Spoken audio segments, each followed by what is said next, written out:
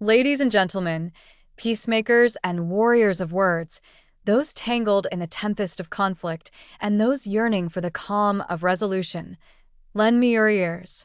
Imagine a battlefield not of swords or shields, but of silent, seething glances and unresolved tension, where words cut deeper than any blade and silence speaks louder than the loudest shout.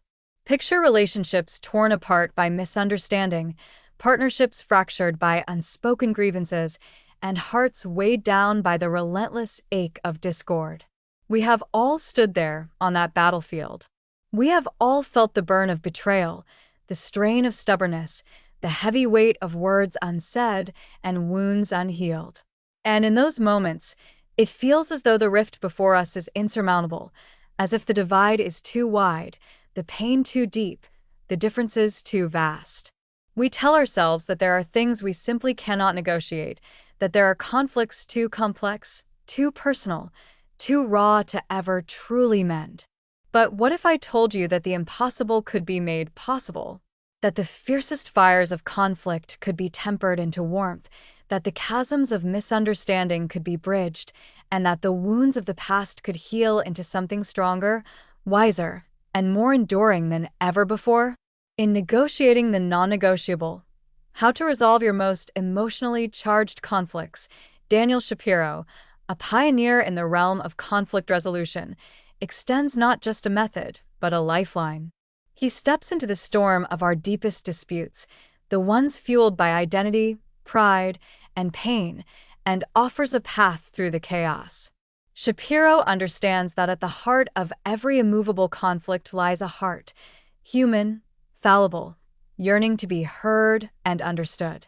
This is not a book of simple tactics or transactional techniques.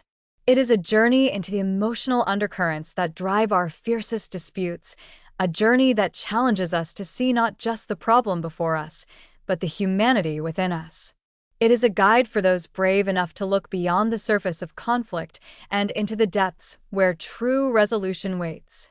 So I ask you, are you ready to face the conflicts that have haunted your heart, strained your relationships, and disrupted your peace? Are you prepared to step into the fire not to burn, but to forge something stronger, something lasting, something real? If so, then steel yourself. This is no ordinary negotiation. This is the art of negotiating the non-negotiable. And the journey begins now. Part 1. The Hidden Forces That Divide Us. Chapter 1. The Tribes Within Us. In the opening of this profound exploration, Shapiro takes us to the heart of the problem, the tribal mind. Every one of us belongs to a tribe, a family, a community, a nation. But the most dangerous tribes are not those defined by bloodlines or borders. They are the invisible tribes, the beliefs, the values, the identities that we hold sacred. When we face a conflict that threatens these identities, it is no longer a matter of right and wrong. It becomes a matter of survival. It is not just about disagreement, it is existential. Why does a disagreement with a colleague leave us fuming for days? Why do family disputes tear at the seams of love? Why do international conflicts seem so insurmountable? Because the conflict is not just about logic, it is about identity. It is about our sacred values, the parts of us that we guard most fiercely. Shapiro reveals that beneath every emotionally charged conflict lies a deep-seated fear. If I lose this argument, will I lose myself? If I compromise, am I betraying what I hold sacred? This is the core of the tribal mind. And this is where the journey to resolution begins. Chapter 2. The Unseen Force of the Taboo. Now let us delve deeper. Beyond identity lies the unspoken, the unspeakable, the taboo. Shapiro introduces us to the idea that taboos are not merely cultural peculiarities. They are shields that guard our deepest vulnerabilities. In conflict, these taboos become weapons, wielded to protect and to attack. But here lies the paradox. To resolve our deepest conflicts, we must be willing to name the unnameable, to confront the truths we dare not speak. We must ask ourselves, what am I not willing to discuss? What am I so desperate to protect that I would rather fight than reveal it? Shapiro unveils the story of leaders negotiating peace in Northern Ireland, decades of violence, bloodshed, and brokenness. What finally broke through was not the logic of treaties or the persuasion of politics. It was the courage to confront taboos, to step into the discomfort of vulnerability. This, he argues, is the key to overcoming the emotional abyss in conflict. It is not easy. It requires a radical courage, the courage to face ourselves and each other in a new, naked truth. Chapter 3. The Identity Quake. As we journey further, Shapiro takes us to the earthquake at the heart of every emotionally charged conflict, what he calls the identity quake. An identity quake is a moment when our very sense of self is challenged. It shakes the ground beneath our feet. It makes us cling desperately to what we know, to what we believe defines us. Imagine a spouse who hears the words, "I want a divorce." A leader who is told, "Your vision has failed." A person whose core beliefs are attacked by those they love. In these moments, conflict becomes a battle for survival, not just of opinion, but of identity. But here lies the irony. In protecting our identities, we often lose ourselves. In defending our sacred truths, we build walls so high that no reconciliation is possible. Shapiro compels us to ask, what am I really defending? Is this truly a fight for my values, or is it a fear of losing control? He challenges us to see that the resolution of conflict is not found in fighting harder, but in understanding deeper. It is found in embracing vulnerability, in stepping into the discomfort of uncertainty, where true growth lies. Chapter 4. Crossing the Sacred Divide. Finally, we reach the first great revelation, the possibility of crossing the sacred divide. Shapiro does not leave us stranded in the abyss of conflict. He offers us the lifeline of connection, the ability to see our shared humanity beyond our sacred differences. This is not compromise. This is not concession. This is connection. To negotiate the non-negotiable, we must be willing to see ourselves in the eyes of the other. We must recognize that the person on the other side of the chasm is not just an opponent. They are a mirror, reflecting our own fears, our own needs, our own humanity. Shapiro urges us to embrace the paradox, to stand firm in our values while opening our hearts to the values of others, to be grounded yet flexible, firm yet open. Part 2.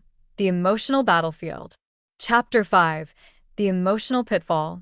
To understand the roots of our most charged conflicts, we must face an uncomfortable truth. Our emotions are not always rational. Shapiro calls this the emotional pitfall, the space where reason collapses and raw emotion reigns. It is the place where fear overshadows understanding, where anger overrides empathy, where pride tramples humility. Why is it that logic alone cannot break through an argument between lovers? Why do debates over ideology spiral into hostility? Why do negotiations collapse despite clear, rational solutions? It is because we are not merely intellectual beings. We are emotional beings. And in the throes of conflict, emotion is not just present, it is primary. Shapiro reveals the paradox. Emotions are both the problem and the solution. They escalate conflict, but they also hold the key to resolution. The challenge is to understand the emotional undercurrent, to see that behind every fierce outburst lies a fear, a wound, a vulnerability. Chapter 6. The Illusion of Control. Ah, control, how seductive, how deceptive. In the heat of conflict, we cling to control like a lifeline. We assert, we demand, we manipulate, all in an effort to secure stability. But Shapiro shows us a bitter truth. The tighter we grip control, the more it eludes us. Consider the parent and the rebellious teenager.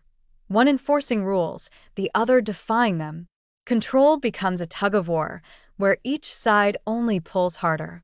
Or imagine the executive in a high-stakes negotiation, grasping at every detail to assert dominance, while trust crumbles beneath the weight of that control. The illusion of control feeds the fire of conflict. It blinds us to the vulnerability of the other person and to our own. But here is the radical idea. True influence does not come from control. It comes from connection. It is when we release the need to dominate, when we let go of the need to win, that genuine influence is born. Control divides, connection unites. Chapter 7. The Drama Triangle. Shapiro introduces us to a concept as revealing as it is unsettling: the drama triangle. Picture a triangle with 3 points: victim, persecutor, rescuer. These are not just roles, they are traps. Traps that we fall into unconsciously, that perpetuate conflict, that keep us spinning in cycles of blame and guilt. The victim feels oppressed, helpless, powerless. "Why me?" they cry. The persecutor blames, criticizes, attacks. "This is your fault," they accuse. The rescuer intervenes, enabling dependency. "Let me save you," they offer. And so the cycle continues, each role reinforcing the other, each role feeding the drama. In conflict, we may shift from victim to persecutor to rescuer without realizing it. And yet, none of these roles lead to resolution. They are masks, hiding our true needs and fears. Shapiro challenges us to step out of the triangle, to reject the roles, to confront the vulnerabilities that fuel them. If we abandon the mask of victim, persecutor, and rescuer, we may finally see the truth of ourselves and the person across from us. Chapter 8. Overcoming the Emotional Abyss. Now, my friends, we stand at the edge of the emotional abyss. The abyss is that space where resolution feels impossible, where understanding seems out of reach. It is the silence after the shouting, the stalemate after the struggle. It is the space where pride, pain, and fear collide. Yet Shapiro does not leave us at the precipice. He shows us the path to crossing it. The bridge, he tells us, is self-awareness. It is the courage to see ourselves not as righteous, but as vulnerable. It is the willingness to see that our enemy may be as wounded as we are. To cross the abyss, we must confront a powerful question: what am I truly fighting for? Is it my need to be right? My need for validation? My fear of losing control? And then the next question: what is the other person truly fighting for? Is it their need for respect? Their fear of rejection? Their struggle to be seen? When we step into this space of awareness, we begin to see that the other side is not a threat, but a mirror. A mirror reflecting our shared humanity, our shared fragility. Part 3. The Pathway to Resolution.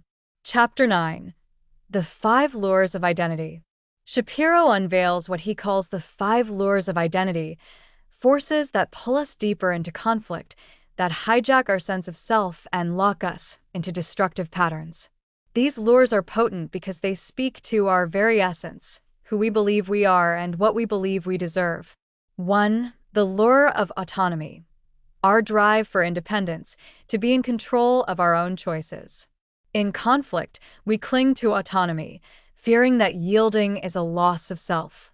2. The lure of appreciation. The need to be seen, heard, and valued. When unappreciated, we feel disrespected, and conflict becomes a stage to demand acknowledgement. 3. The lure of affiliation. The desire to belong, to be part of a group. When our affiliations are threatened, we defend them fiercely, whether it be family, community, or ideology. 4. The lure of status. The yearning for dignity, respect, and acknowledgement of our worth. In conflict, status is a weapon, a measure of superiority or inferiority. 5. The lure of role. The comfort of stability in our roles, whether as leader, protector, caretaker. When these roles are challenged, we resist change and struggle to adapt. These lures, when unrecognized, lead us to entrench ourselves in conflict. We fight not just to protect a point of view, but to protect our very identity. The challenge, Shapiro suggests, is to become aware of these lures, to recognize when we are being pulled by them, and to understand how they drive the other side as well. Chapter 10. The Power of the Tribe. The concept of the tribe is not just metaphorical, it is foundational. Shapiro explains that every conflict is infused with the dynamics of tribalism. We seek tribal validation, the approval of those whose opinions matter most to us. And we fear tribal shame, the pain of being rejected by those same people. When conflict arises, it is not just two individuals clashing, it is their entire tribes. Families, organizations, cultures, even unspoken alliances, all have a stake in the outcome. When we confront someone, we are also confronting their tribe. When we defend ourselves, we are defending ours. Shapiro challenges us to expand our notion of tribe. He urges us to see not just the us versus them, but the we, the interconnectedness of all involved. When we widen the scope of our empathy, we can transform a hostile confrontation into a collective, cooperative effort. We shift from adversaries to allies, from enemies to empathetic partners. Chapter 11. The Bridge of Relational Identity. Conflict often feels like a chasm, a gap too wide to bridge. But Shapiro introduces the concept of relational identity, the idea that our sense of self is deeply intertwined with our relationships. When conflict strikes, it is not just about me or you, but the us that exists in the space between. To navigate conflict effectively, we must honor this shared identity. Shapiro offers a powerful approach, what he calls the ABCs of relational identity. Acknowledge the shared bond, even when in disagreement. Build respect, not just for the person, but for the connection. Create a narrative of us that transcends the issue at hand. In practice, this means speaking not just for ourselves, but to the shared relationship. We both care about this, rather than I need this. It is the subtle, but significant, shift from defending to understanding, from separation to synergy. Chapter 12. The Sacred Space. At the heart of every charged conflict lies a sacred space, a place of deep value and significance. It could be a belief, a principle, a memory, a dream. Shapiro contends that when we understand the sacred space of the other, we hold the key to empathy and resolution. When we trample on another's sacred space, when we mock their beliefs, dismiss their fears, undermine their worth, we do more than disagree. We violate their deepest selves. This is why conflicts become so painful, so seemingly intractable. Shapiro teaches us to tread carefully, to seek the sacred space of the other, and to safeguard it. He urges us to reveal our own sacred spaces, to show vulnerability, to allow the other to understand our pain and our passion. In honoring the sacred, we honor the humanity of the other, and in doing so, we create the foundation for peace. Part 4. The Art of Lasting Peace. Chapter 13. The Negotiator's Mindset. To achieve resolution, Shapiro challenges us to adopt the negotiator's mindset, a state of being that blends empathy with strategy, compassion with strength. This mindset is not about winning in the conventional sense. It is about achieving a deeper understanding and a more durable peace. 1. Curiosity over certainty. In conflict, our certainty becomes a prison. We believe we know the other's intentions, but curiosity has the power to dismantle those assumptions. Shapiro urges us to ask, what am I missing? What does the other side see that I do not? 2. Flexibility over rigidity. The most intractable conflicts arise when we cling tightly to our positions. Flexibility is not weakness, it is wisdom. The willingness to adapt opens doors to solutions we never imagined. Purpose over ego. In the heat of conflict, our egos scream for validation. We crave vindication. But the negotiator's mindset places purpose above pride. What is the greater good? What serves the relationship, the family, the community beyond this moment? With this mindset, we are not just problem solvers, we are peacemakers. We are not just navigating conflict, we are transforming it. Chapter 14. Building Bridges, Not Barriers. Shapiro offers us tools, specific, practical approaches to dismantling the barriers of conflict and building bridges that can withstand the weight of disagreement. 1. The power of mutual storytelling. Every conflict has its narratives, often conflicting, rarely complete. Shapiro guides us to share our stories and, crucially, to listen to the stories of others. In the act of storytelling, empathy is born. Understanding emerges. Walls begin to crumble. 2. The principle of yes, and, borrowed from the world of improvisation, this technique shifts conversations from confrontational to collaborative. Instead of rejecting the other's view, yes, but, we respond with yes and we acknowledge, build, expand. We validate while inviting growth. 3. Deep inquiry. Shapiro introduces the power of the why. Questions that dig beneath the surface of positions to the underlying needs and fears. Why does this matter to you? Why is this so important? When we seek to understand the core, we are no longer adversaries. We become allies. These tools are not just techniques, they are acts of respect, of seeing and being seen. They pave the way from antagonism to alliance. Chapter 15. The Practice of Acceptance. In conflict, we yearn for resolution, for change. But Shapiro reminds us that not all conflicts can be completely solved, not all wounds can be fully healed. And so, we must embrace the profound practice of acceptance. Acceptance is not surrender. It is not acquiescence to injustice. It is the understanding that some conflicts may never fully resolve, and yet, we can still find peace within them. 1. Accepting imperfection. We are flawed, so are those we struggle against. In accepting imperfection, we release unrealistic expectations. We forgive ourselves for our mistakes and grant grace to others for theirs. 2. Accepting complexity. There is no pure villain, no absolute hero in conflict. We carry our stories, our wounds, our justifications. Acceptance is recognizing the complexity and holding space for it without oversimplification. 3. Accepting loss. Not all conflicts end in harmony. Some relationships fracture. Some dreams fade. Acceptance allows us to mourn without bitterness and to carry forward without resentment. Acceptance is an act of liberation, a release from the grip of unresolved pain.